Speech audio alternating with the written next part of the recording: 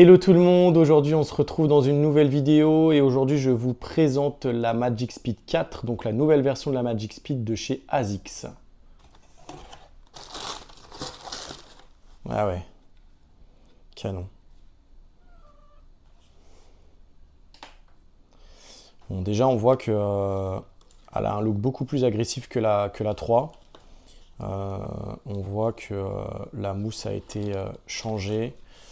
Elle a visiblement été aussi rehaussée. Et peut-être qu'elle est un poil plus lourde du coup. Allez, on regarde ça tout de suite. Quand on met la paire, comment on se sent déjà en premier lieu? Ah, c'est bien confortable. On sent tout de suite la rigidité de la chaussure quand même. On est bien tenu dedans, je trouve. Ah ouais, ok. Bon, on est sur une chaussure vraiment dynamique, hein. On le sent tout de suite, on sent que la semelle est rigide. Par contre, c'est vrai qu'il y a beaucoup plus d'amorti que sur la version 3. Allez. Pour que vous vous rendiez compte, ça c'est la Magic Speed 4 et là c'est la Magic Speed 3. Donc je vous laisse regarder. Effectivement, sur la Magic Speed 4, il y a eu quelques améliorations sur la paire de chaussures et on évolue vraiment. Et sur le papier, ça a l'air d'être une version beaucoup plus aboutie de la Magic Speed. Faut savoir que la semelle elle a été rehaussée, donc il y a du confort qui a été apporté à la paire de chaussures. Donc vous allez avoir un confort qui va être plus important. Donc la semelle est plus épaisse et donc plus de mousse, plus de confort.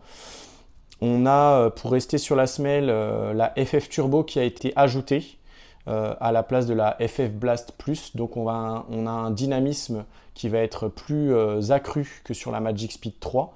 Donc la paire de chaussures, à mon avis, on va pouvoir l'amener un petit peu plus loin et elle va être un poil plus polyvalente que la Magic Speed 3. Par contre, par ce rajout de mousse et cette augmentation de stack, un poids qui va être un peu plus lourd. Donc sur la Magic Speed 4, on est à 231 grammes, alors que sur la Magic Speed 3, on était à 209 grammes. Donc on perd 22 grammes, enfin on gagne 22 grammes, ça dépend dans quel sens on le prend. C'est assez important, mais par contre la promesse de cette chaussure, c'est quand même d'apporter du confort par rapport à ses versions précédentes. Moi j'ai eu les 4 versions et je vous avoue que plus les versions avançaient et plus le confort était quand même accru sur la paire de chaussures. En termes de chiffres, la FF Turbo, on a 13% de dynamisme en plus par rapport à la FF Blast Plus. Et on a 33% de légèreté en plus sur la mousse. Bon, comme il y a eu un rehaussement de la chaussure, on perd en poids, mais en tout cas la mousse en elle-même est plus légère que la FF Blast Plus. Il faut savoir qu'en technicité, comme sur la Magic Speed 3, on a une plaque carbone qui est sur toute la longueur de la paire de chaussures, alors que sur les versions précédentes, la 1 et la 2, on avait une demi-plaque carbone qui était vraiment que sur l'avant. Donc c'est pareil, le dynamisme est augmenté par cette plaque carbone. On a aussi quelque chose qui change sur les Magic Speed 1, 2, 3. On était sur un drop de 5 mm. Moi j'adorais ce drop là. Là on est sur un drop de 7 sur la Magic Speed 4. Ça c'est dû au rehaussement du stack et pour apporter un peu plus de confort à la paire de chaussures. On a également, comme sur un peu toutes les nouvelles ASICS, un nouveau mesh qui a été pensé. Donc on va être plus respirant sur ce mesh là. Donc on va avoir une évacuation de la transpiration qui va être plus importante. Et on a également une accroche qui va être plus importante puisqu'on a l'ajout de l'ASICS Grip. Donc on retrouve un petit peu la même semelle que sur une Meta Speed. Ce qui fait qu'on va avoir une bonne accroche même par temps de pluie. Elle est conseillée pour des personnes qui font quand même maximum 80-85 kg. Sinon la chaussure risque de s'user plus vite et même vous risquez de vous blesser plus facilement avec une paire de chaussures comme celle-ci. C'est une paire d'entraînement et de compétition. Moi avec la Magic Speed 3 par exemple, j'avais fait une séance d'actif et de seuil. Je crois que j'avais fait 24 bornes. Mais pour le coup, c'est vrai qu'au bout de 17-18 km, je trouvais que ça tirait un petit peu, ça tapait un petit peu. La semelle, vous voyez, elle était quand même beaucoup plus fine. Donc c'est vrai que quand on arrive à un taux de fatigue qui est un peu plus important, bah, on s'affaisse un petit peu, notre foulée est un peu plus lourde et ce qui fait que je trouvais que ça tapait un petit peu plus.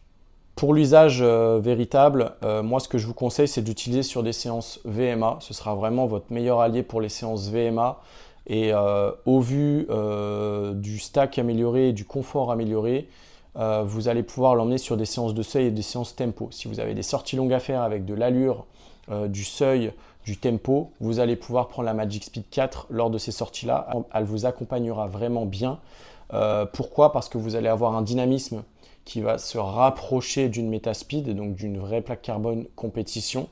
Par contre, vous allez avoir un confort qui va être un peu plus accru sur cette paire de chaussures. Donc c'est vraiment trop bien.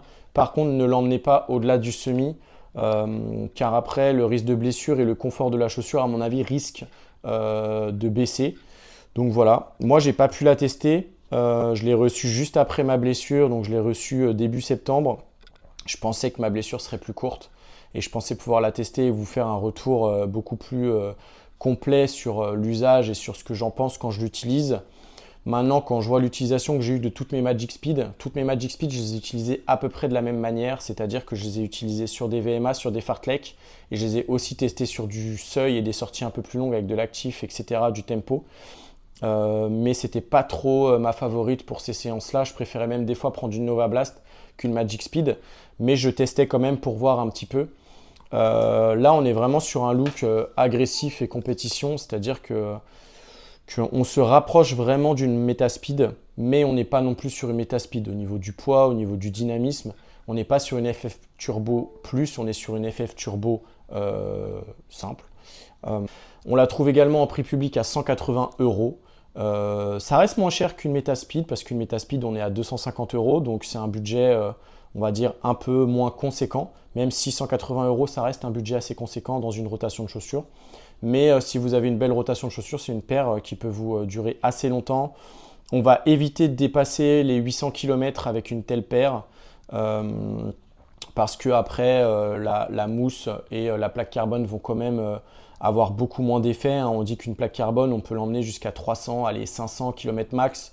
Après, sur une chaussure d'entraînement, on peut se permettre peut-être de l'emmener un petit peu plus loin, mais attention aux blessures. Voilà, il en est fini de cette petite présentation de la Magic Speed 4. Si vous avez la moindre question, comme d'habitude, n'hésitez pas à la poser sous la vidéo en commentaire, j'y répondrai avec grand plaisir. Si vous préférez passer par Instagram en DM, n'hésitez pas, j'y répondrai avec grand plaisir également. On se retrouve très vite pour de nouvelles vidéos, peut-être que ce sera du vélo, peut-être que ce sera du running, on verra bien. Je vous dis à bientôt, ciao.